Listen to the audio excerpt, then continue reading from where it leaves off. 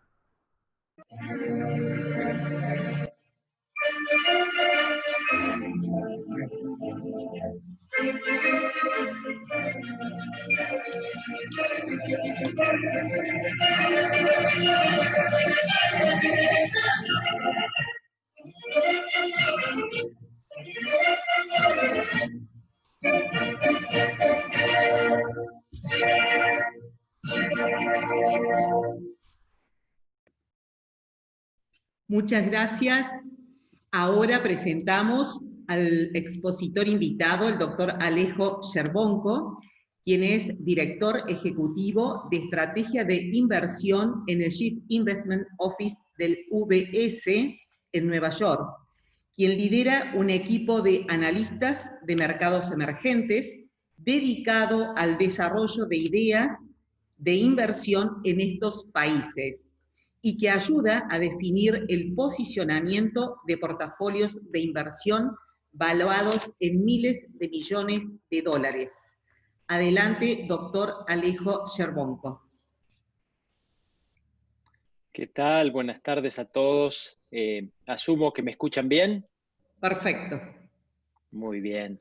Muchísimas gracias, Fundación Mediterránea, por la invitación. Muchísimas gracias, María Pía, y a todo el equipo por permitirme estar aquí con ustedes. Los saludo desde Nueva York.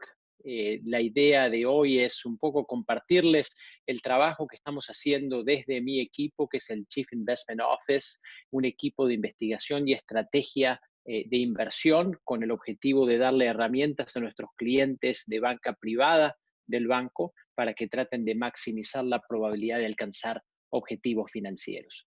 Pensaba orientar mis comentarios en aproximadamente unos 20-25 minutos y luego, entiendo, vamos a tener la oportunidad de intercambiar ideas con ustedes a través de preguntas y respuestas. Mi foco va a ser el panorama global. Hacia el final hablaré del panorama regional, algunas palabras breves de Brasil y de la Argentina, ya que por supuesto creo que la Fundación tiene mucho más conocimiento que yo sobre la región y me da la impresión de que el valor agregado que podemos tener desde UBS es dar la perspectiva externa y cómo estamos viendo las cosas desde afuera desde un punto de vista macro global. Empiezo entonces por compartirles una observación que creo que ayuda a orientar mis comentarios, ¿no? Y que tiene que ver con la performance de los activos financieros globales en los últimos 2 meses, que creo que es bastante llamativa. Para poner las cosas en perspectiva, desde el día 23 de marzo, las acciones globales han subido un 31% en términos de retornos totales en dólares estadounidenses. Las acciones del mundo emergente están arriba un 21% y llamativamente las acciones argentinas en dólares, medidas a través del índice MSCI Mercados Emergentes, han sido las de mejor performance de cualquier mercado accionario global de cierto tamaño. Las acciones argentinas están arriba un 43% durante este periodo. Fijándonos en los mercados de bonos, los retornos totales han sido también muy interesantes. Los bonos americanos corporativos, tanto de grado de inversión como de grado especulativo, están arriba desde el 23 de marzo entre un 10 y un 15% en retornos totales. Los bonos emergentes, arriba más de un 11%. Interesantemente, la Argentina nuevamente al tope de la lista en lo que se refiere a los bonos en dólares, soberanos, arriba 25% desde el 23 de marzo. ¿Qué ha cambiado en estos últimos 2 meses para justificar este tipo de comportamiento en los mercados de activos globales? En mi análisis, tres cosas han cambiado que nos van a ayudar a tratar de proyectar qué se puede esperar hacia adelante. Número uno, hemos visto evidencia que las medidas de distanciamiento social y testeo agresivo que habían sido exitosas en partes de Oriente pudieron extrapolarse y tener cierto éxito en varios países occidentales. Como saben, China, Corea, Taiwán y otros países del norte de Asia fueron los primeros en ser afectados y fueron honestamente los más eficientes en la respuesta al manejo de la enfermedad y ya están con una situación del punto de vista epidémico ampliamente bajo control. No se sabía si estas mismas medidas que fueron aplicadas a Oriente iban a funcionar en Occidente, porque como saben, la estructura social y las costumbres de estos distintos grupos de países son completamente diferentes. Las culturas orientales están estructuradas mucho de arriba hacia abajo, el que dice el número uno, se aplica casi perfectamente digamos, la estructura societaria, mientras que en Occidente somos mucho más individualistas, todo se construye de abajo para arriba, no había certezas que las medidas de distanciamiento social fueran efectivas. Y lo que estamos viendo es que sí son efectivas. El número de nuevos casos de la enfermedad ha pasado su pico en varias partes de Europa, ha pasado su pico en varias partes de Estados Unidos y creemos que lo mismo va a suceder eventualmente en Latinoamérica. Todavía no ha sucedido en buena medida porque Latinoamérica ha sido afectada más tardíamente por la enfermedad. Un segundo tipo de desarrollo que hemos observado en los últimos 2 meses fue una respuesta de políticas públicas, tanto por el lado monetario como por el lado fiscal, de una agresividad sin precedente histórico. Los bancos centrales han recortado tasas de interés a una velocidad y a una profundidad de la cual simplemente no hay un comparable en los últimos 100 años. También han aprovechado medidas alternativas de relajación monetaria que son utilizadas por primera vez. Pongamos, por ejemplo, el accionar de la Reserva Federal de los Estados Unidos, que no solamente ha reanudado un programa de relajación cuantitativa, quantitative easing, para comprar bonos soberanos, sino que también ahora está comprando bonos corporativos, y no solo de grado de inversión, sino también de grado especulativo. Los países emergentes vienen recortando tasas muy fuertemente, e incluso varios de ellos han lanzado su propio programa de relajación cuantitativa por primera vez en la historia. Pensemos en Brasil, pensemos en Chile, en Sudáfrica, en Colombia, entre otros países que están imprimiendo dinero para comprar activos financieros.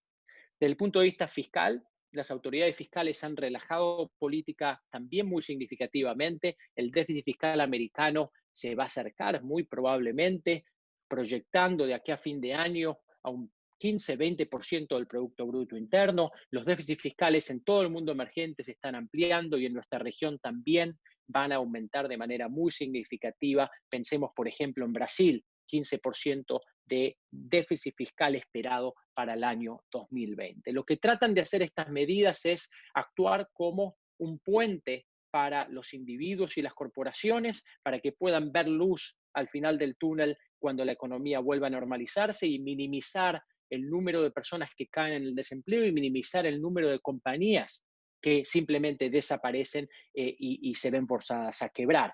Esto lo que permitiría es una recuperación económica más acelerada que si estas acciones no se pusiesen en su lugar.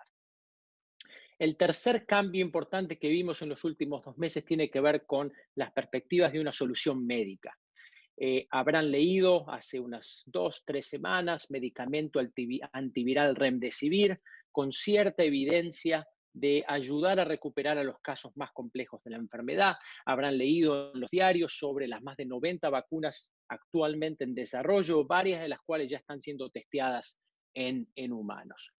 Los mercados financieros reflejan condiciones esperadas y reaccionan a cambios esas condiciones esperadas. Son estos tres cambios los que creo explican en buena manera lo que ha sucedido y creo que nos pueden ayudar a proyectar qué se puede esperar hacia adelante.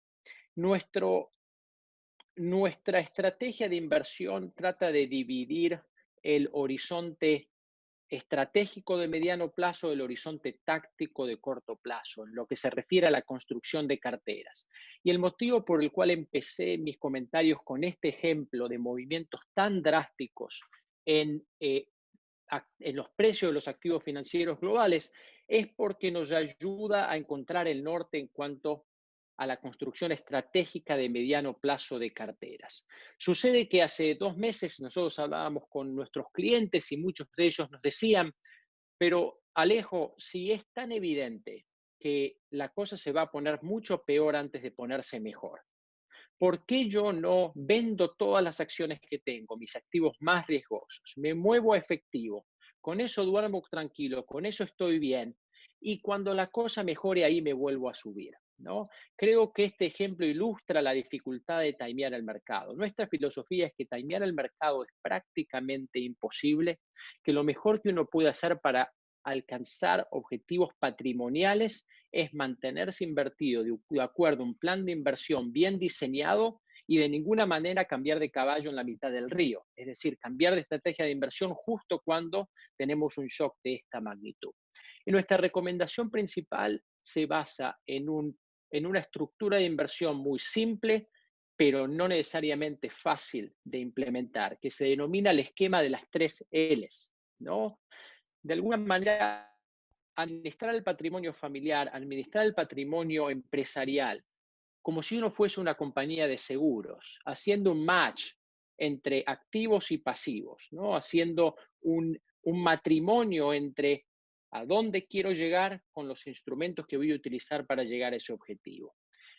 El esquema de las 3 Ls es tan simple como definir 3 grupos de objetivos personales patrimoniales, objetivos de corto plazo, objetivos de mediano plazo, objetivos de largo plazo. Le llamamos L de liquidez, L de longevidad y L de legado. En el corto plazo yo quiero mantener una cierta calidad de vida, ¿no? Tengo cierta cantidad de hijos, tengo ciertos gastos, yo quiero mantener esto sin sobresalto en los próximos 2, 3 años. Mediano plazo, yo quiero mejorar mi calidad de vida pensando en la vejez. Largo plazo, longevidad, legado. Quiero mejorar la calidad de vida de otros. Estoy pensando en nietos, estoy pensando en ONG favorita, club de fútbol favorito. La estrategia de inversión que aplica la liquidez, a la longevidad y al legado es completamente diferente una de la otra. Si yo quiero mantener mi calidad de vida y yo les voy a decir a ustedes, inviertan en acciones de los países emergentes, es prácticamente un suicidio, dado la volatilidad inherente de este tipo de activos. En lo que es liquidez, uno tiene que invertir en activos súper seguros, mucho efectivo, mucho bono de baja duración, mucho bono de alta calidad. Ahora, una vez que uno tiene asegurada su calidad de vida en los próximos 2 años, no es necesario y de hecho es contraproducente tener activos hiperseguros, porque por ejemplo el efectivo como activo financiero es uno de los activos más seguros en el corto plazo, pero es uno de los activos más inseguros en el mediano o largo plazo, debido a la pérdida constante de poder adquisitivo de la mano de tasas de interés reales negativas. No tengo que recordarle a alguien que vive en la Argentina la realidad de las tasas de interés reales negativas, en donde lo que uno obtiene por tener dinero en efectivo es muy inferior a la inflación y por lo tanto el poder adquisitivo del patrimonio se pierde todos los años. En lo que se refiere a la longevidad y al legado, hay que tomar riesgos, ¿no? Y uno puede tomar riesgos porque uno no está sujeto a las consecuencias de la volatilidad de los precios, ¿no? Si uno ya tiene la liquidez asegurada. Es ahí donde las acciones globales cumplen un rol muy importante y es ahí donde los bonos globales cumplen un rol muy importante, mitigando fuertemente el sesgo de casa. Concentrándome un poco en lo táctico, en el horizonte de inversión de más corto plazo, ¿no? Es ahí donde nosotros le agregamos un poco de sal y pimienta a los portafolios y teniendo en cuenta este comentario inicial que les compartía de la performance tan fuerte de los activos de riesgo, nuestro análisis llega a la conclusión de que las acciones globales, las acciones americanas, las acciones del mundo emergente, se han movido un poco demasiado rápido, un poco demasiado pronto, relativo a nuestro escenario central mirando hacia adelante. Hay mucha buena noticia en las acciones globales en este momento y por lo tanto nuestra proyección, por ejemplo, de dónde podría finalizar el índice S&P 500 de aquí a fin de año, no es muy distinto al nivel del S&P 500 hoy, lo que implica, de otra manera, decir que no vemos gran upside a acciones en el corto plazo, ¿no? Debido a, como les comentaba, a la cantidad de buenas noticias que están incorporadas en los precios.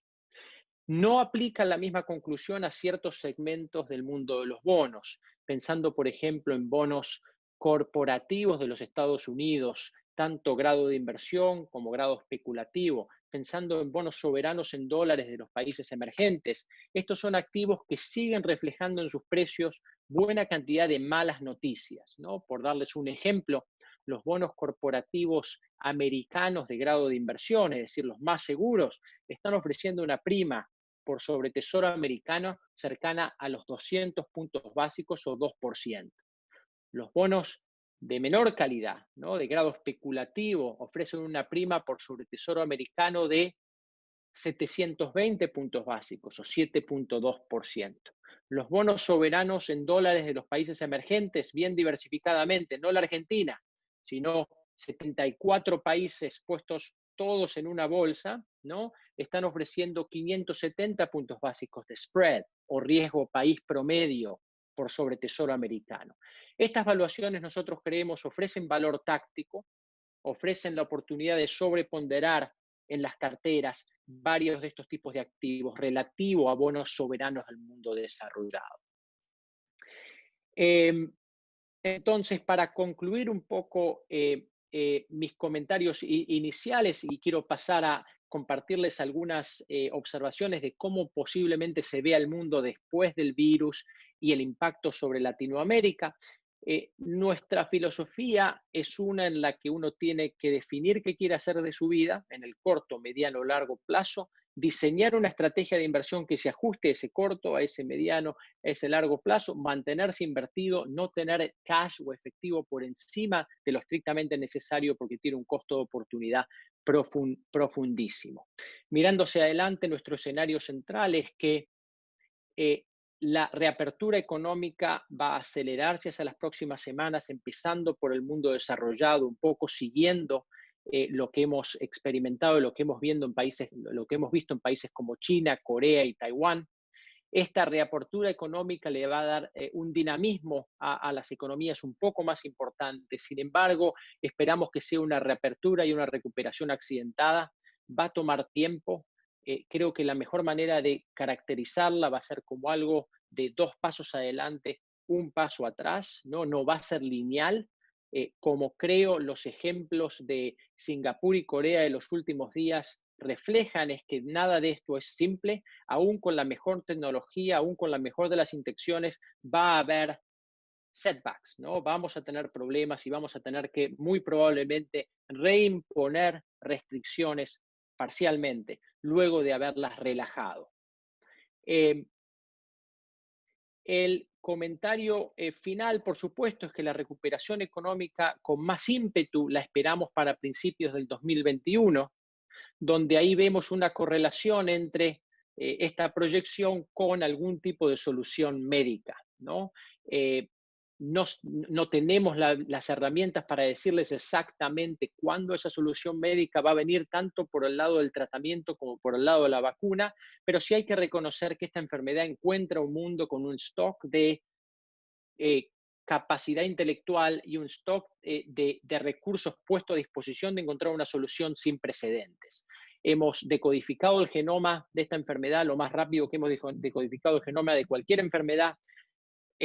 La distancia entre la decodificación del genoma y tener una vacuna siendo experimentada en humanos es la más corta en la historia de la humanidad. Entonces, creo, si bien es imposible proyectar, creo que tenemos buenos augurios en términos de las perspectivas de encontrar una solución médica que van a ser, al fin y al cabo, la que permita esa recuperación económica sustentable, que no va a ser fácil, va a ser bastante accidentada y va a tomar bastante tiempo.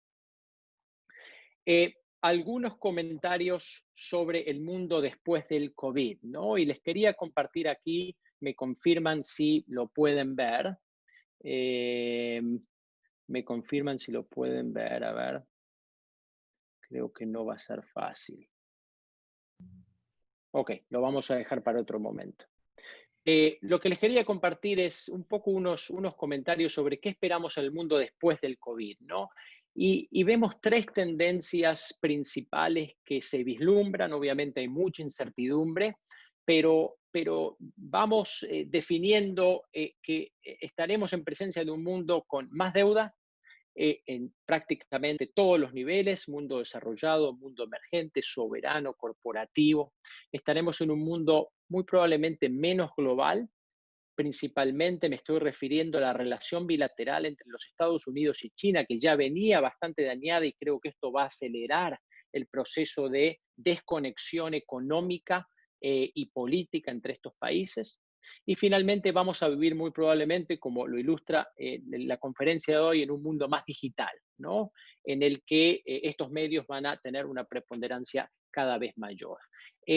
Y en ese sentido hay consecuencias claras de estas tendencias, y hay acciones que los inversores creemos pueden tomar para protegerse o aprovechar estas tendencias. En lo que se refiere a un mundo con mayor deuda, claramente esperamos un mundo que en algún momento va a implicar mayores impuestos, va a implicar mayor grado de represión financiera, de la cual los argentinos estamos muy acostumbrados, y eventualmente creemos que los riesgos de mayor inflación son reales, ¿no? Por supuesto, hay cosas que los inversores y nuestros clientes pueden hacer para protegerse: planeamiento financiero, tener mucho cuidado con la cantidad de efectivo que se tiene más allá de lo estrictamente necesario, y también es necesario reconocer que tener una cartera diversificada geográficamente y entre tipos de activos es más importante que nunca.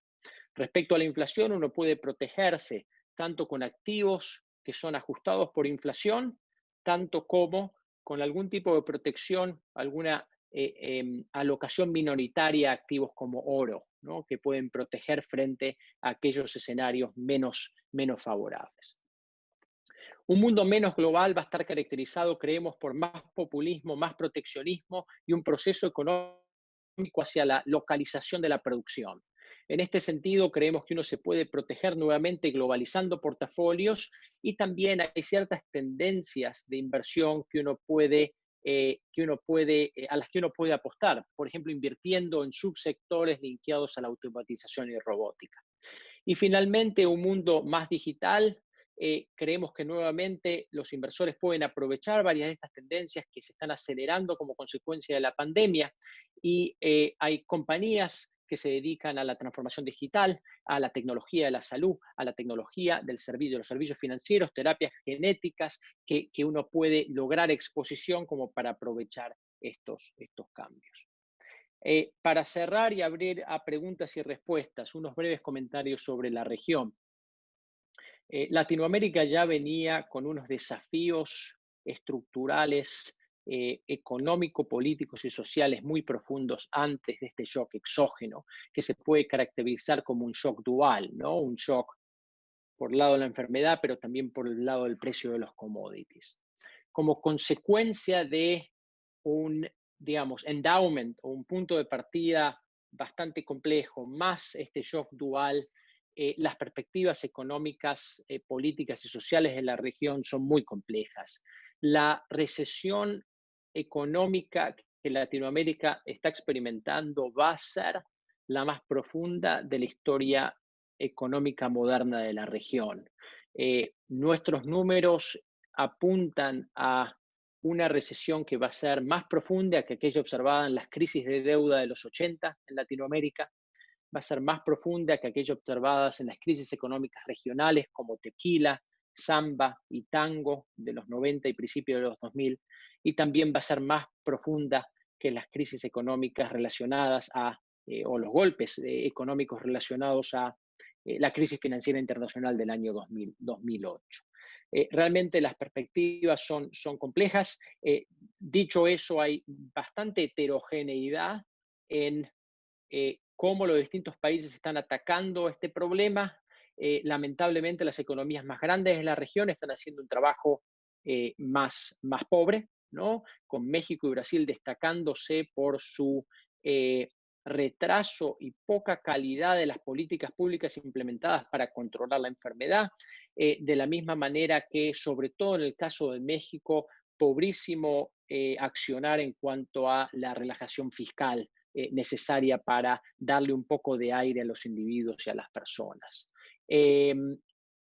Un poco en el medio se encuentra la Argentina, Chile, Colombia, Perú, por supuesto con distinta calidad de políticas, ya sea por el lado de contener la pandemia, política monetaria y política fiscal, el que podemos centrar en detalles si es que les interesa, pero como ya asumo que igual que yo, que me estoy cansando de escucharme a mí mismo, estoy seguro de que ustedes se han cansado ya hace varios minutos. Con esto abrimos, si quieren, al debate y a las preguntas y con gusto intercambiamos ideas sobre varios de estos temas. Por supuesto, he tocado varios temas superficialmente, podemos entrar más en profundidad de acuerdo a su interés. Excelente, muchísimas gracias, muy claro, doctor. Y adelante los señores participantes que deseen hacer preguntas, levantan la mano o las pasan por escrito y les habilitamos el micrófono.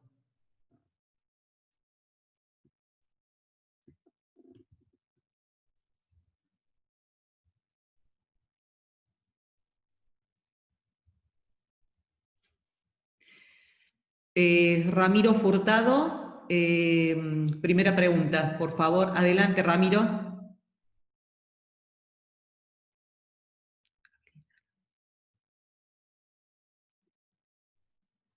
Ramiro, ¿te escucho? Sí, buenas tardes. Hay varias papers dando vuelta en los medios mundiales acerca de S&P que podría llegar a volver a tocar los mínimos que tocó en marzo o cercanos para testear que realmente el mercado está suficientemente fuerte para tener un crecimiento posterior. ¿Pensás que puede ocurrir ese hecho? Que puede ocurrir, sin lugar a duda puede ocurrir. No es nuestro escenario central, ¿no?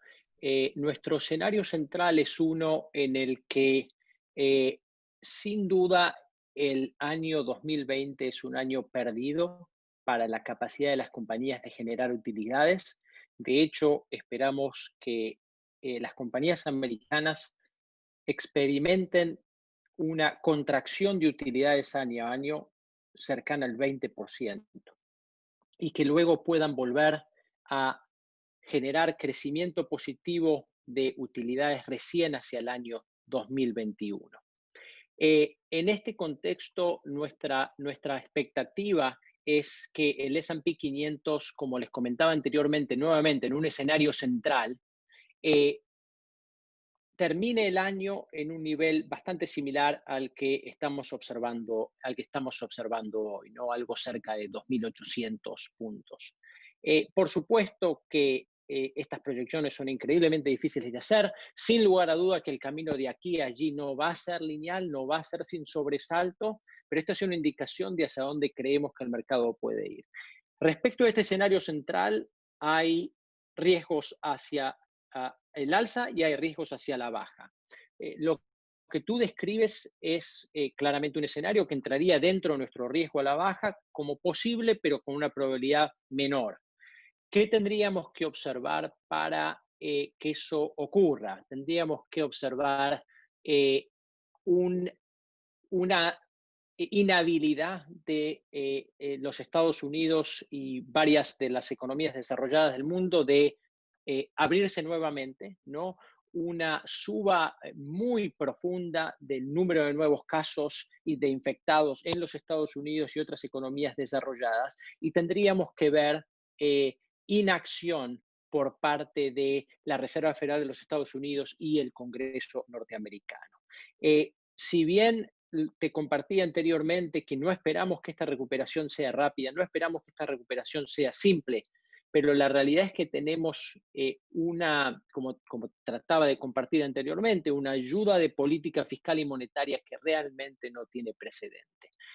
Justo antes de entrar en esta conversación, nuestro representante en Washington, que sigue políticas públicas americanas, me compartía que el Congreso americano ya está empujando un programa de estímulo 4.0, ¿no? Además de ya todo lo que se anunció, se viene aparentemente un poco más. Esto es en buena parte lo que le está permitiendo al mercado mirar a través de un 2020 que va a ser simplemente desastroso para las compañías y enfocarse ya en el año 2021. Como te decía, creo que el mercado se ha movido un poco demasiado rápido, un poco demasiado fuerte. Si me preguntás, el balance de riesgos en los próximos 3-6 meses está un poco sesgado a la baja, ¿no? Pero la realidad, creo que lo ilustra el comportamiento de los mercados de los últimos 2 meses, es que predecir esto es prácticamente imposible. De la misma manera que te comenté el escenario negativo, perfectamente te puedo pintar un escenario positivo en el que de aquí a 2 semanas vemos que el laboratorio X logró una prueba exitosa de una vacuna contra el coronavirus y el mercado vuela. Entonces hay que ser consciente de las limitaciones, ¿no? Tratar lo mejor que puede uno de tener un escenario central y no regir las decisiones de inversión en base a un escenario negativo que siempre va a existir y que reconozco que existe. Bien, le damos la palabra al señor Raúl Enrique y se prepara Graciela Vilata y después Jorge Vasconcelos. Adelante, Raúl Enríquez.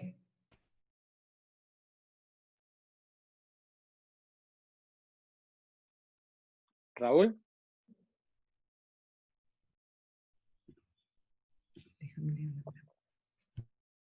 Si Raúl está en línea.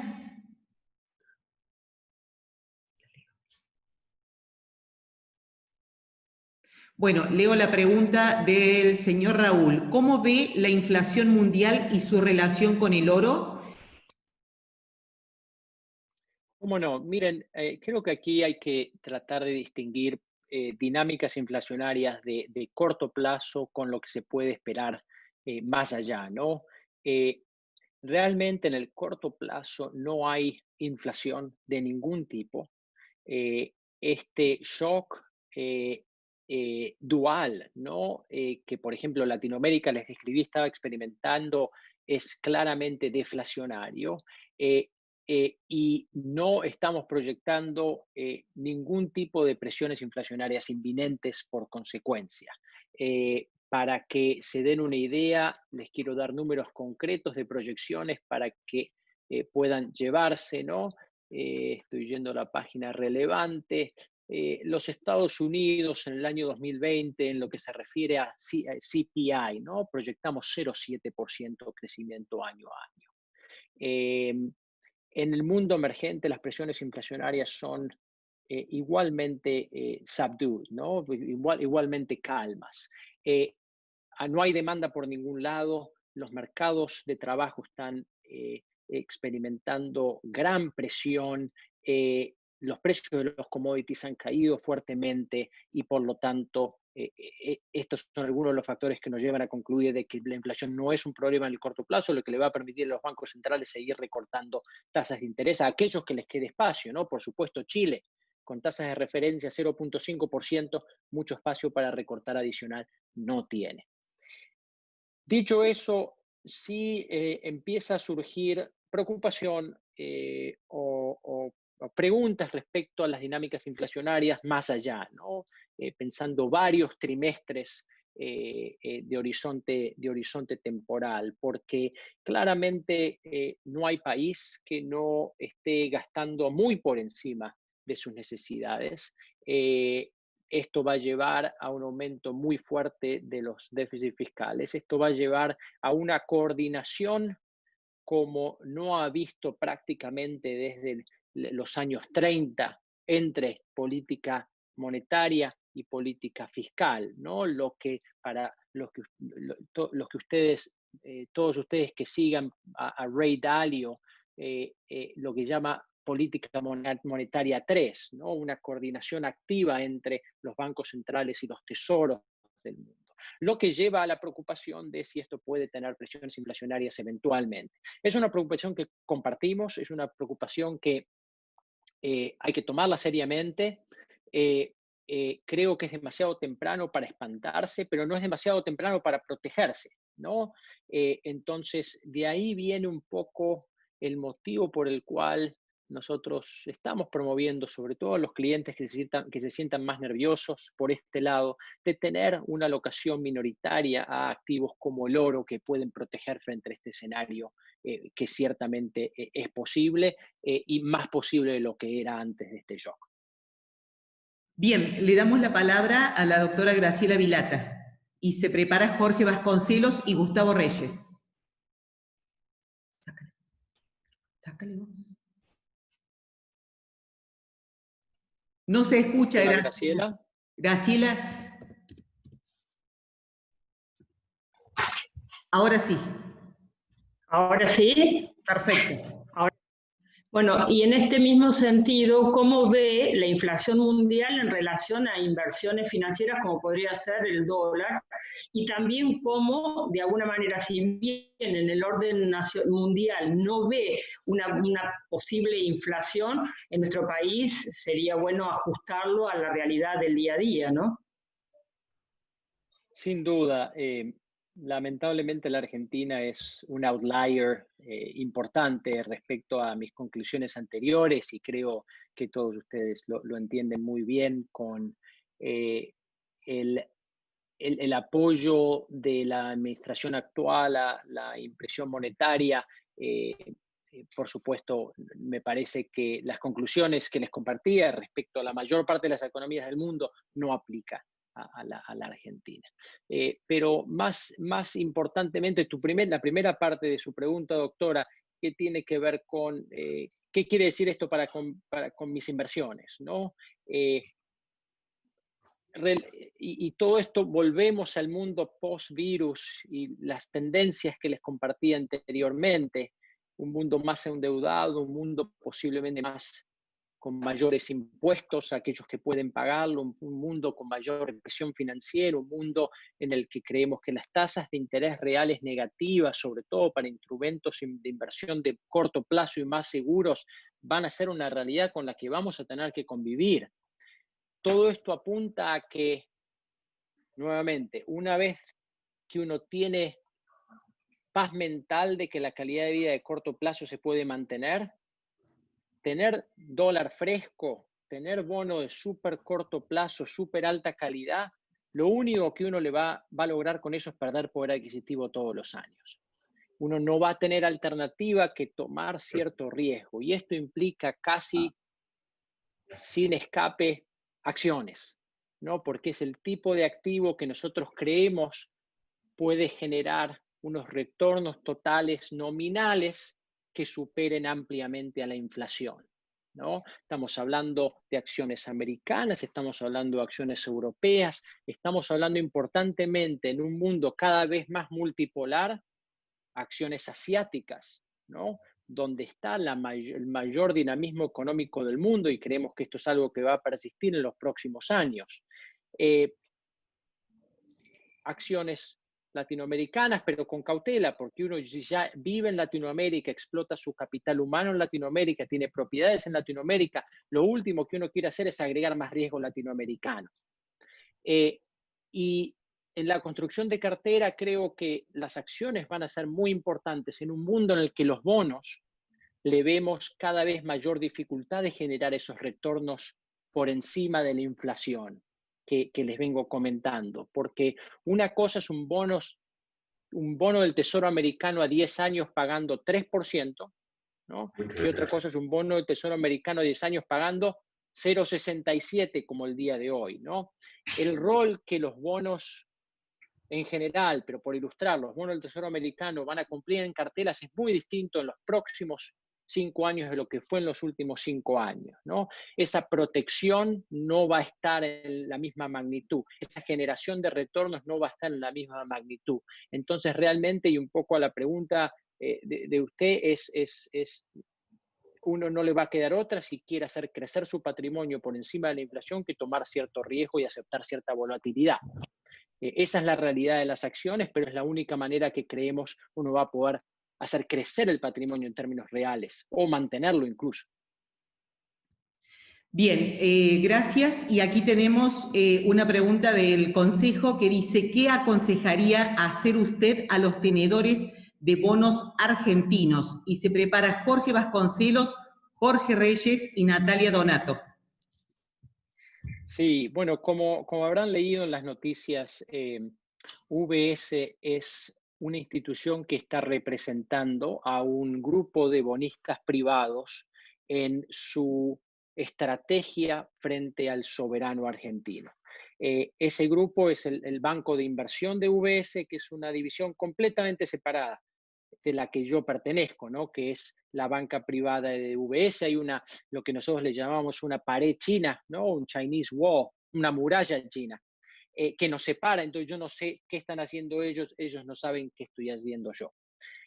Pero el banco ha decidido limitar los comentarios públicos respecto a los bonos argentinos, y es por eso que estoy muy limitado en mi capacidad de contestarles a ustedes respecto de eso.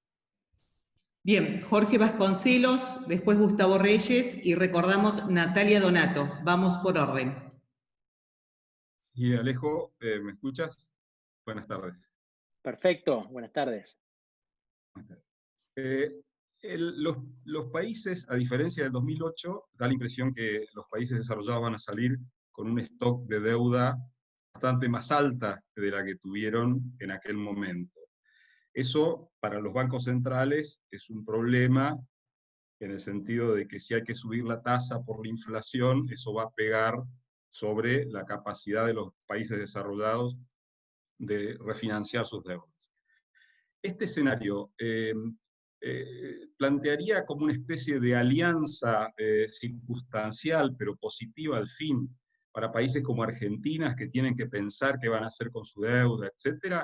Es decir, es posible que, aunque parezca caro resolver las demandas de los acreedores hoy, eso pueda terminar siendo barato el día de mañana si uno obviamente emite bonos con tasa fija, nuevos bonos con tasa fija del lado argentino. O sea, olvídate del tema de la reestructuración para no meternos en el problema que decías antes. Entendí la segunda parte de la pregunta, no entendí el vínculo entre la realidad del mundo desarrollado con la oportunidad de la... Ese es ese vínculo el que no entendí, si me ayudas a clarificar.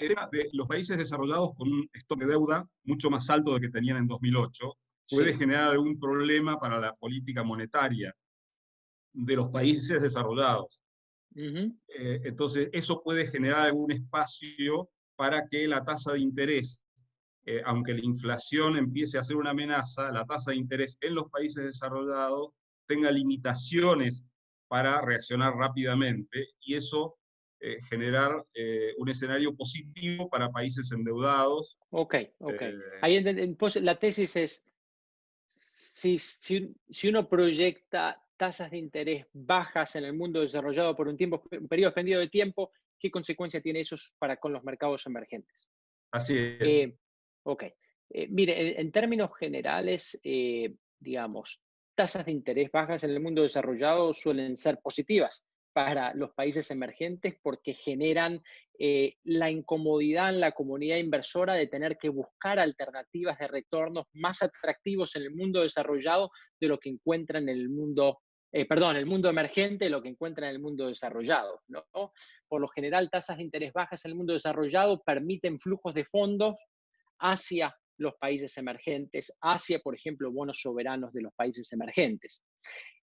Respecto a las consecuencias para la Argentina, digamos, creo que la historia demuestra que los países que se comportan responsablemente mantienen acceso a los mercados de capitales de manera consistente en el tiempo, logran, por lo tanto, tasas de financiamiento más atractivas, les va mucho mejor a los que no. Entonces, definitivamente creo que esto apunta un poco a lo que comentas, que si uno tiene dos alternativas, ¿qué elijo? Trato de resolver este problema, trato de volver a los mercados internacionales, genero un plan macroeconómico creíble y aprovecho, ¿no?, las tasas de financiamiento bajas disponibles en el mundo como un escenario, o el otro escenario, lucho hasta el final, me peleo con todo el mundo, caigo en default, consecuencias sobre la capacidad de financiamiento no solo del soberano, sino de los corporativos, y vivimos con lo nuestro. Yo creo que la historia demuestra claramente cuál es la opción superior. Bien, le damos la palabra a Gustavo Reyes, se prepara Natalia Donato y Juan Liach. Vamos por orden. Gustavo, adelante. Sí, bueno, muy buena la charla. Te quería hacer simplemente una pregunta. Vos hablaste y esto es un poco complementario a lo que preguntaba recién Jorge, vos mencionabas déficits cercanos a los 15, 20 puntos del PBI en países grandes como en Estados Unidos. ¿Estás viendo para el 2021 un aumento en la tasa de interés en los países grandes y por lo tanto un corte al financiamiento más allá del que hubo ahora en la pandemia para los países emergentes? No, en pocas palabras no. Proyectamos nosotros que las tasas de interés de referencia en el mundo desarrollado se van a mantener bajas durante un periodo extendido de tiempo. Creo que lo que ha sucedido, por ejemplo, en el año 2018 y 2019, cuando la Reserva Federal inició este proceso de normalización de tasas y eso trajo como consecuencia una caída fuerte del mercado y una slowdown, ¿no?, en la economía, marcó psicológicamente un poco a las autoridades monetarias de Estados Unidos y otras partes del mundo desarrollado.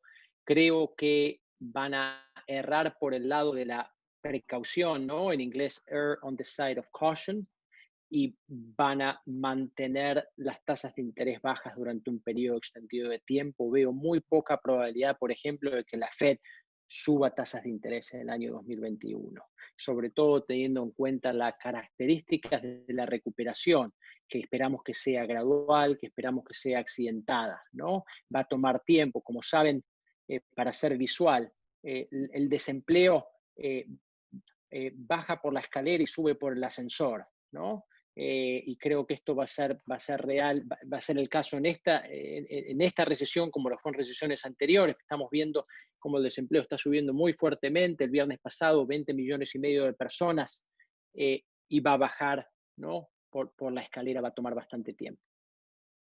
Y por lo tanto, un retorno de la plata, un segundo, Miriam, Sí. ¿un retorno de los fondos a los emergentes lo ves rápido? Yo creo que nuestro escenario central, ¿no?, en el que las economías globales empiezan a abrirse en las próximas semanas, no se abren, como te comentaba, de manera lineal, sino se mueven de manera zigzagueada, pero eventualmente vemos avances hacia una solución médica hacia principios del 2021. Creo que el retorno de los fondos globales a los países emergentes sí se puede dar bastante rápido. Y esto tiene que ver con la realidad de que hay una cantidad de liquidez en el mundo fenomenal que está buscando retornos porque sabe que el efectivo quema, ¿no? Porque sabe que tasa a 10 años de Estados Unidos es 68 puntos básicos. Digamos, uno no puede alcanzar los objetivos financieros que la institución tiene y que por lo tanto va a buscar oportunidades en el mundo emergente. La respuesta corta a tu pregunta es sí. Bien, muchísimas gracias.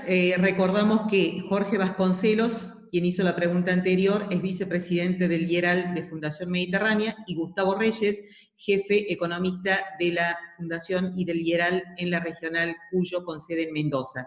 Natalia Donato, de Infobae, y después el doctor Juan Liach. Adelante, Natalia, de Infobae.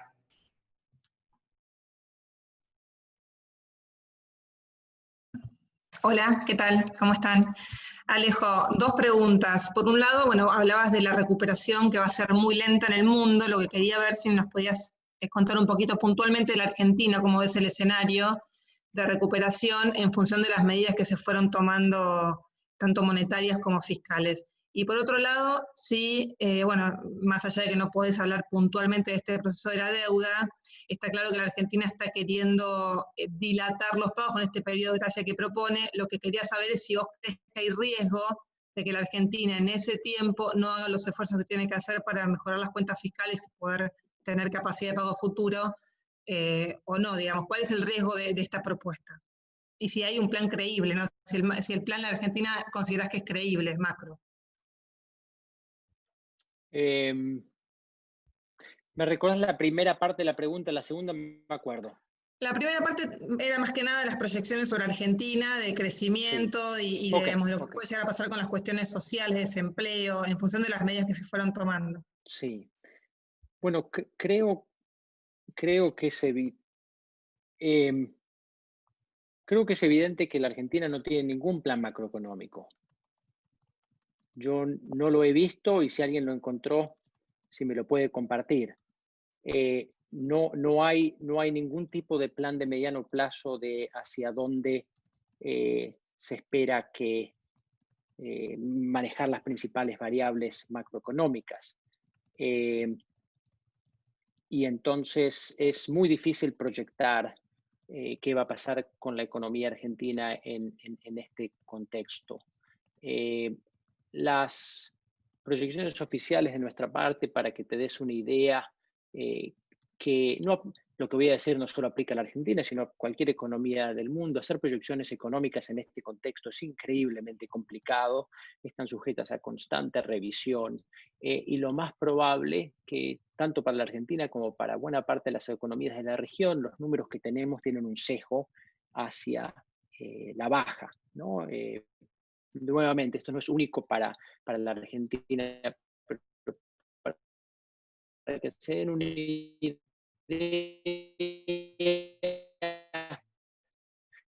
entrando en el 0,5% aproximadamente de contracción económica año a año para este año y una recuperación del 2,7% el año que viene, año a año. Nuevamente, con un alto grado de incertidumbre respecto a el plan económico que eventualmente se presentará, más la resolución o falta de resolución de la reestructuración de la deuda soberana y cuasi soberana, por supuesto. Bien, gracias, doctor. Perdón, Miriam, me faltaba la pregunta, si me puede contestar de lo del periodo de gracia, si es riesgoso eso o no. Dadas las restricciones, hay altas probabilidades de que me meta en problemas, entonces voy a pasar. Ah, bueno. Gracias. Gracias, doctor Juan Liach.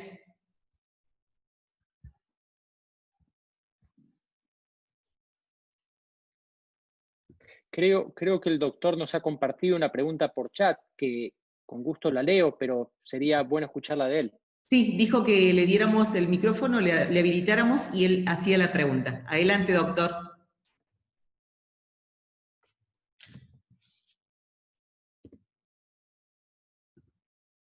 Ok. Alejo, quería ver, saliendo un poquito del corto plazo, si vos te aventurás o no a alguna hipótesis, porque hay dos casi extremos. Lo que dicen que esto significará el fin de la globalización y los que piensan que no, que puede, sí, bajar un poco el comercio por un tiempo, pero que la globalización va a continuar. Esto para la Argentina es muy importante. Quería ver, a ver cuál es la visión tuya o de ustedes al respecto. ¿Cómo no, doctor? Mire, nuestro view es que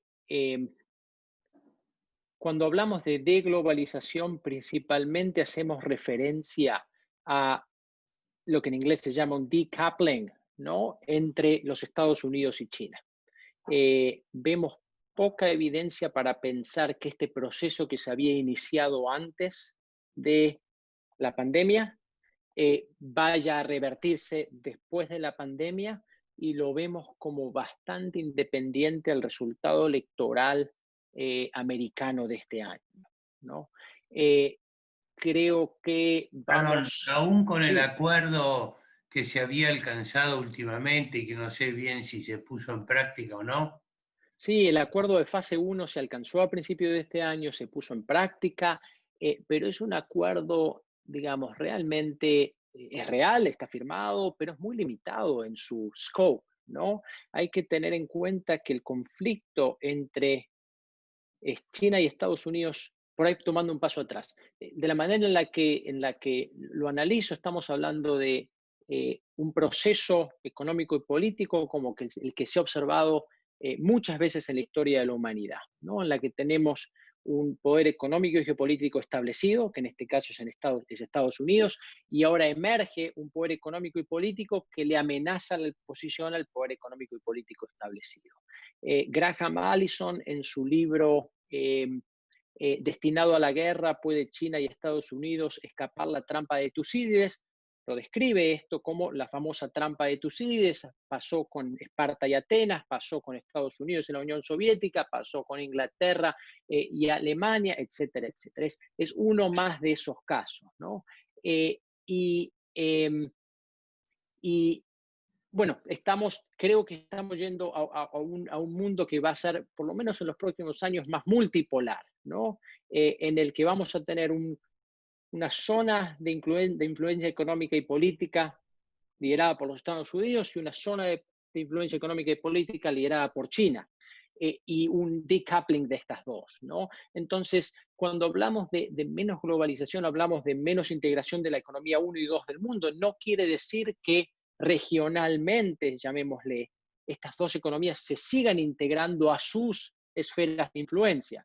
Yo creo, por ejemplo, que la globalización en Asia, ¿no? Lo que es la esfera de influencia económica y política de China va a subir, y no se puede descartar que lo mismo suceda con los Estados Unidos, ¿no? Y por lo menos Norteamérica, potencialmente Norteamérica y Europa. Entonces, creo que es prematuro declararle la muerte a la globalización ampliamente definida, pero creo que estamos viviendo en un mundo, una realidad geopolítica que va a impedir que las dos economías más grandes del mundo sigan integrándose. Gracias. Gracias. Le damos la palabra al señor Ricardo Laurenco y se prepara Sergio Feniac de Finex. Adelante, Ricardo Laurenco de Atlas Copco. Gracias, Miriam. ¿Se escucha? Perfecto. Buenas tardes, Alejo. Te quería preguntar respecto a lo que mencionaste de esta desconexión entre China y Estados Unidos, que un poco lo comentabas recién. Te quería preguntar si eso no puede llegar a favorecer a los commodities de la región, pensando en esta pelea, entre comillas, entre Estados Unidos y China, que pueda favorecer a que la región tenga su recuperación un poco más rápida respecto a los commodities. Sí, es una buena pregunta. A ver si me escuchan bien. Espera, ahí está, sí. Es una buena pregunta. Y con toda honestidad, no estoy seguro cuál va a ser el efecto neto sobre el precio de los commodities, sobre todo en el horizonte temporal que estamos discutiendo, ¿no? Que no estamos hablando de meses, sino de trimestres o años. No tengo convicción para darte una respuesta concreta. Lo que sí, nuestro análisis apunta a que es poco probable que veamos una suba importante en el precio de los commodities, que experimentemos otro superciclo de commodities. No creemos que las condiciones fundamentales estén dadas para eso. Y aprovecho para compartirte views un poco más de corto plazo. Nosotros creemos que obviamente el precio de los commodities en este momento está, llamémosle artificialmente deprimido por un shock a la demanda profundísimo, pero que eventualmente ese shock a la demanda va a disiparse, por lo menos parcialmente, y vemos cierta recuperación del precio de los commodities, que no creamos que va a ser homogéneo, pero por ejemplo, que en el caso de la soja, que creo que puede ser de interés a varios participantes, sea de aproximadamente 10% a la suba respecto del precio actual hacia mediados del 2021. Eso es un poco lo que estamos proyectando. Sí, creo que no le di una respuesta muy concreta a tu pregunta, pero porque no tengo convicción. Está bárbaro, gracias. Bien, gracias. Sergio Feniac de Finex, y se prepara Marta, que no puso el apellido, pero hizo una pregunta. Adelante, Sergio, por favor. Sí, ¿qué tal? Buenas tardes, Alejo. Una de las alternativas de cobertura que estuviste comentando es el activos en oro, o mejor dicho, el oro en particular. Estás viendo, si bien los precios todavía no llegaron a los valores de allá de la crisis 2008 y posteriores, andan en esa zona, ¿estás viendo que los puedes llegar a superar? Sí, ciertamente. A ver, en el escenario, si el escenario para el cual uno estaría comprando oro se materializa, ciertamente creemos que los puede superar, ¿no? Incluso en nuestro escenario central esperamos cierta alza adicional en el precio del oro en los próximos meses, ¿no? Para que te des una idea, en este momento el oro está tradeando en $1.700 la onza, y nuestra proyección, nuevamente, tomen estas proyecciones con pinza, pegarle justo al número es prácticamente imposible, es un indicativo. Estamos hablando de que en los próximos meses el oro puede tradear cercano a $1.800 por onza. Ahora, enfatizo que los comentarios de oro estuvieron concentrados en tratar de protegerse frente a escenarios adversos en el futuro. Es decir, uno en el que veamos que digamos, los países desarrollados, llamémosle Estados Unidos, por ejemplo, continúan imprimiendo dinero indiscriminadamente más allá del periodo en el que es estrictamente necesario, ¿no? Y se genera una pérdida de credibilidad en las monedas del mundo desarrollado, Estados Unidos en particular, relativo a otros activos financieros. En ese caso creo que puede superar perfectamente los 1.800, pero sería un escenario riesgo y no un escenario central. ¿Me explico? Perfecto. Marta está en línea para hacer la pregunta porque no la entiendo. Hola, sí, buenas tardes. Mi nombre es Marta Cruz. Excelente exposición. Antes que nada, muchas gracias por compartir tus conocimientos. Lo que te quería preguntar es ¿qué instrumentos con activos subyacentes como compañías de base tecnológica digital recomendarías considerar en este momento? ¿Cómo no? Miren, de la manera, para poner los comentarios en perspectiva, ¿no? Recuerden, nosotros hablamos de liquidez, longevidad y legado, ¿no? Digamos, la estrategia de liquidez, muy simple, nada estrafalario, ¿no? Activos financieros muy sencillos y de ninguna manera acciones de tecnológicas entrarían en esta categoría. Longevidad, ahí nosotros entendemos que la administración de esta parte del patrimonio tiene que ser a través de un core y satélites, ¿no? El core es, de vuelta, no tratar de reinventar la rueda, una cartera global bien diversificada de acciones y de bonos, diseñada en proporciones que se ajusten a la tolerancia al riesgo que uno tiene. Ahora, uno puede complementar esto con ciertos satélites, tanto en la longevidad como el legado, y nosotros desarrollamos ideas de satélite temáticas, ¿no? Que creemos pueden disfrutar de cambios seculares en el mundo en los próximos años, ¿no? Y concretamente a tu pregunta, vemos cierta oportunidad satélite, ¿no? No core.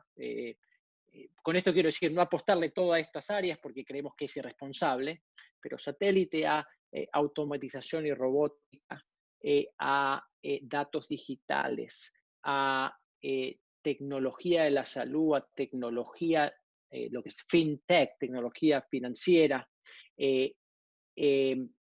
terapias genéticas, entre otros. Ahí te acabo de compartir unos 5 o 6 subsectores que nosotros vemos como atractivos, pero quiero enfatizar, estos son ideas que hay que dejarlas madurar.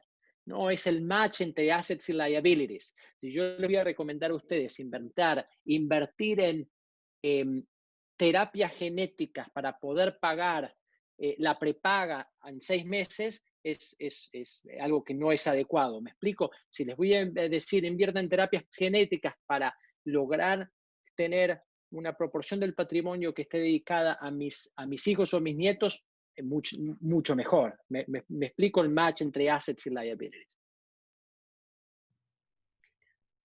Muchas gracias. Le damos la palabra al señor Guillermo Noriega y se prepara Antonio Arias. Adelante, Guillermo, por favor. Sí, hola Alejo. Siguiendo un poco con una mirada hacia activos de más riesgo, que siempre en un portafolio una parte muy mínima, a veces se juega, ¿no? Mirando un poco a 2 años, ¿qué opinión te merece estas equities que han bajado tanto, como por ejemplo las aerolíneas, la hotelería, turismo y todo ese tipo de cosas, que algunas probablemente terminen en Chapter 11, pero parecería que el gobierno americano las está apoyando, algunas de ellas, con lo cual si asumimos que de acá a 2 años el mundo va a estar bastante normalizado, si la ves como una inversión, a pesar del riesgo, que sería razonable.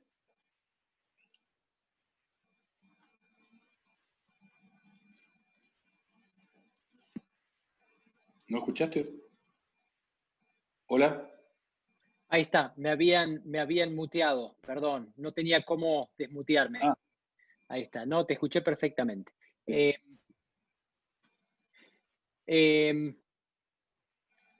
Miren, no es un área que estemos promoviendo activamente, ¿no? Hay muchísima incertidumbre. No quiero quitarle mérito a la idea, primero y principal. Me parece que es razonable buscar a ver quién ha sido más golpeado. Existe una probabilidad decente de supervivencia. Por consiguiente, me convendría aprovechar estas oportunidades de distress, ¿no? Dado el amplio rango de escenarios posibles que puede suceder a este shock, no es un área en la que le estemos poniendo, no tenemos la convicción como para recomendar ese tipo de ideas con fuerza, ¿no? Preferimos aprovechar aquellos sectores y tendencias seculares que creemos se van a acelerar como consecuencia en lugar de apostarle a la recuperación de las sobregolpeadas. Entonces, en conclusión, puede ser, pero toda inversión tiene un costo de oportunidad, ¿no? Y entonces, teniendo en cuenta que uno tiene que definir sobre los, digamos, $100 que tiene, preferimos con más convicción apostarle a la aceleración de la transformación y varios de los sectores a los que te compartí anteriormente que a estos sobregolpeados. Gracias, Antonio Arias, y se prepara Fernando Zaragoza de AFAMAC.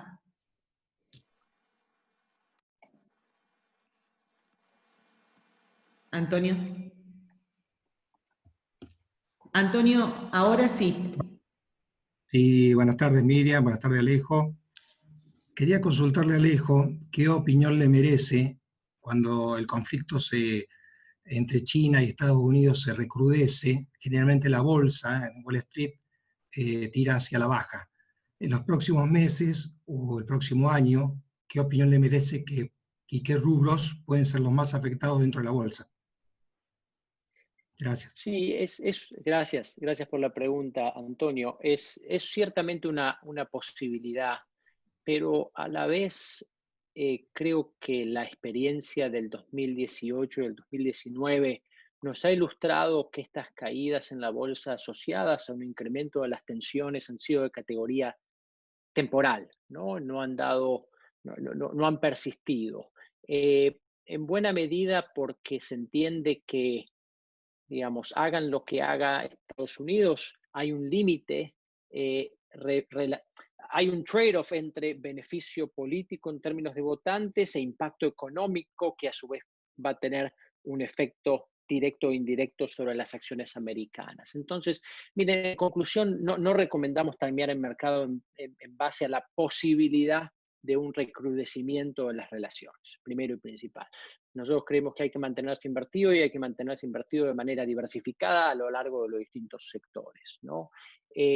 No estamos recomendando ni desarrollando ideas de inversión para tratar de aprovechar un recrudecimiento temporal de estas tensiones. Bien, muchas gracias. Fernando Zaragoza de AFAMAC, y se prepara el señor Rubén Dibanian. Fernando. Hola Alejo, ¿cómo te va? Buenas tardes. ¿Qué tal?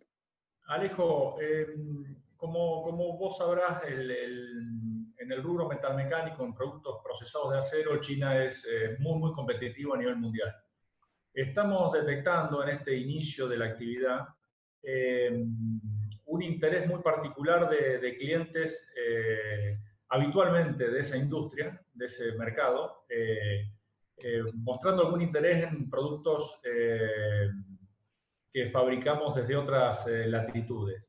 Desde el mundo bursátil o de las inversiones, ¿han notado esta situación? Si es por alguna cuestión de desconfianza por el manejo de esta coyuntura, ¿se puede mantener en el tiempo o pensarás que es solamente temporal?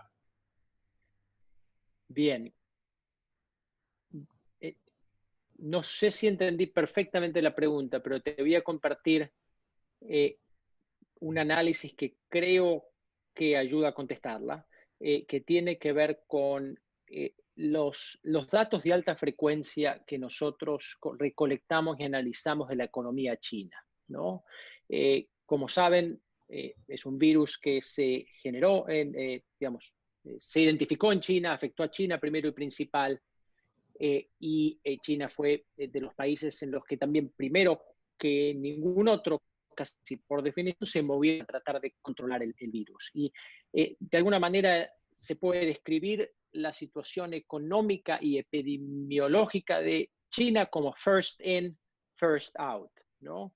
Y los datos de alta frecuencia que recolectamos ilustran que la economía china ya está mostrando bastante alto grado de normalidad, llamémosle. Cuando uno se fija, por ejemplo, datos de tránsito vehicular en las principales ciudades chinas, están al nivel o incluso por encima del nivel equivalente al mismo año, el mismo momento del año anterior, ¿no?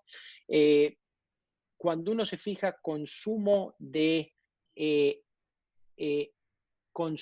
carbón para el sector industrial, ¿no? Esto está alcanzando un 80-90% de los niveles del mismo momento del año anterior. Transacciones de propiedades o bienes raíces, 80-90% del mismo nivel del año anterior. Entre tantos otros indicadores. Entonces, todo esto nos lleva a concluir de que la normalización está avanzada, sin duda no está completa. Es interesante ver, por ejemplo, que los patrones de comportamiento y de consumo no han vuelto a la normalidad.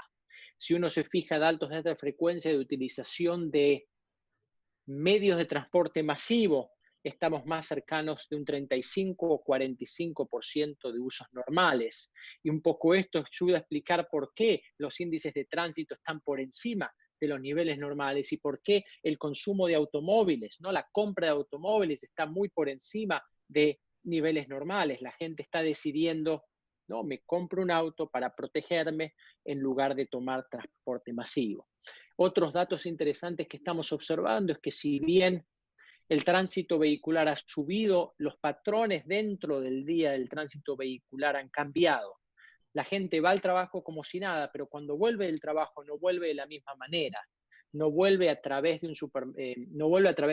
no va a comer afuera, al mismo ritmo, no va a cines, a teatros al mismo ritmo. Entonces, en conclusión, y espero que te ayude a contestar tu pregunta, que no sé si me quedó del todo clara, pero China se está normalizando, digamos, a un nivel del cual prácticamente no hay otro país que se haya normalizado, posiblemente con la excepción de Taiwán, pero a la vez esta situación ha generado un shock que nos ha marcado, ¿no? Y que es poco probable que se disipe de manera rápida, salvo que tengamos la solución médica que veníamos discutiendo anteriormente. Bien, gracias. Le damos la palabra a Rubén Dibanian y se prepara BDT Seguros. Adelante, Rubén.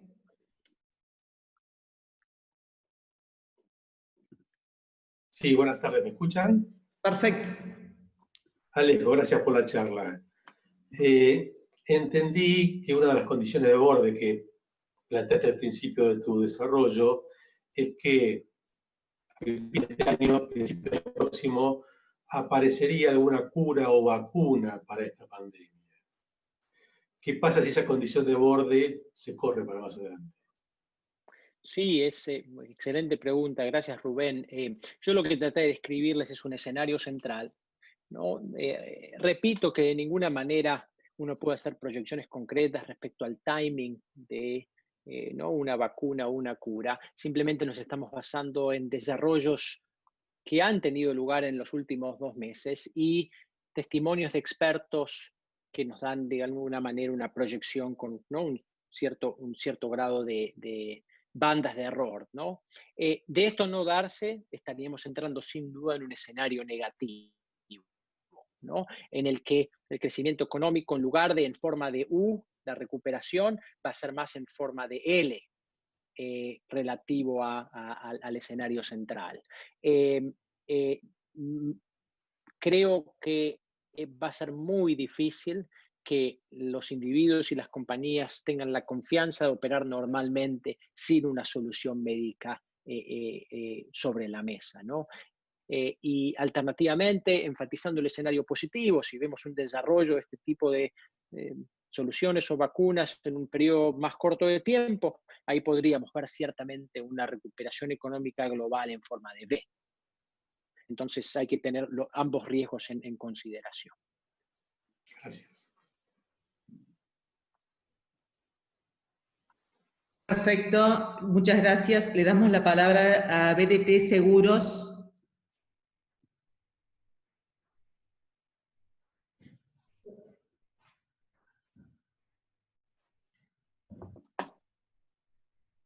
Buenas tardes. ¿Se escucha ahora? Sí, perfecto. Alejo, en algún lugar de los portfolios y en algún lugar de tiempo, sea corto, mediano o largo, ¿hay cabida para las criptomonedas o todavía no? Muy buena pregunta. Miren, un poco de perspectiva, 2 comentarios para contestar esa pregunta. El primero es que para un banco internacional con regulaciones profundísimas de lo que nosotros le llamamos Know Your Client y Anti-Money Laundering, las criptomonedas como activo generan dificultades operativas complejas, porque uno no sabe o no puede tener con certeza noción de dónde viene el patrimonio, ¿no? Ese es el motivo por el cual va a ser difícil que este tipo de activos formen parte del asset allocation que tú recibas de cualquier gran banco global sujeto a este tipo de regulaciones. Eso es una realidad. Y la otra realidad es que No, me limito a esos comentarios, ¿no? Pues realmente si estuviéramos en una charla por ahí de café podría compartirte más detalles, pero en este contexto esta es una realidad que creo que no se va a disipar prontamente. Y obviamente hay que distinguir criptomonedas a la Bitcoin con los desarrollos que varios de ustedes habrán leído en las últimas semanas de una criptomoneda sponsoreada por autoridades chinas, ¿no? Eso, más que una criptomoneda, es una aplicación digital a una moneda existente, ¿no? Son dos cosas completamente distintas. No quiero decir que uno nunca vaya a tener, ¿no?, en los grandes bancos globales el tipo de monedas que ofrece China.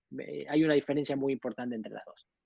Gracias. Bien, gracias. Le damos la palabra al señor Ricardo Heinrich. Y recuerden todos ustedes que cuando tengamos la grabación de esta exposición se las vamos a hacer llegar. Gracias. Menos mal que no contesté la pregunta de criptomonedas, había grabación. Me tendrían que haber avisado.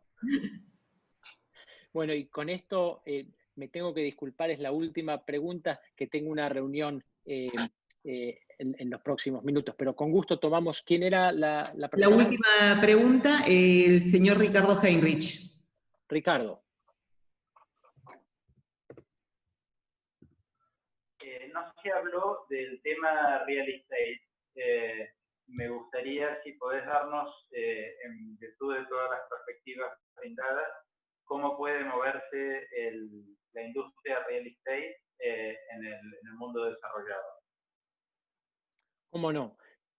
Sí, es interesante. El motivo por el cual mi equipo no se enfoca en real estate es porque tradicionalmente cuando un cliente se acerca al banco, es un tipo de activo que domina y tiene ampliamente en sus carteras, en su patrimonio, y que viene a nosotros para la administración de los activos, digamos, financieros públicos, ¿no? Entonces, es por eso que nos concentramos en eso. Teniendo en cuenta el patrimonio familiar, definitivamente real estate tiene que formar una parte muy importante, creemos, de ese patrimonio. Entonces, la allocation tiene que ser significativo. Respecto al impacto de este shock sobre real estate, creo que va a ser muy heterogéneo, porque casi, bueno, por definición, estamos hablando de bienes inmóviles, ¿no? Entonces, las tendencias son bastante regionalizadas, y además de eso, creo que va a haber una gran diferencia entre lo que es residential, ¿no?, y commercial, residencial y comercial. No puedo concluir en términos generales cuál va a ser el impacto neto, pero creo que en varios lugares del mundo, varios subsectores de lo comercial pueden sufrir bastante, no necesariamente el lado residencial, ¿no? Lo que hay que reconocer es que, digamos, diferente obviamente a la crisis del año 2008, que fue una crisis primordialmente financiera e inmobiliaria, lo que estamos viendo hoy es completamente diferente, ¿no? Entonces, no creo que hacer una comparación sea útil entre el 2008 y lo que está sucediendo al día de la fecha. Dada la regionalización de estas tendencias, una cosa que te recomiendo, y entiendo que esto está disponible públicamente, incluso haciendo una búsqueda de Google, mi equipo publica un reporte anual que se llama el Global Real Estate Bubble Index, ¿no? En el que uno puede ver nuestro análisis de valuaciones de real estate en las principales ciudades del mundo y cuáles creemos nosotros se ven relativamente extendidas y cuáles se ven relativamente baratas en términos de evaluaciones. Por supuesto, vamos a tener que actualizar este análisis post-COVID y lo haremos en su momento, pero que creo que puede ayudar como un punto de partida. Espero no mentirte diciéndote que el reporte está disponible públicamente. Si no, si nos escribes, con gusto te lo hacemos llegar. Bien, muchísimas gracias a todos y especialmente al disertante. un fuerte aplauso virtual. Muchas gracias y nos vemos pronto. Les avisamos para la próxima semana. Muchas gracias a todos, ha sido un placer. Pueden encontrarme en LinkedIn, Alejo Cherbonco. Un abrazo fuerte desde Nueva York y Fundación Mediterránea, gracias por la oportunidad. Muchas gracias, muy amables.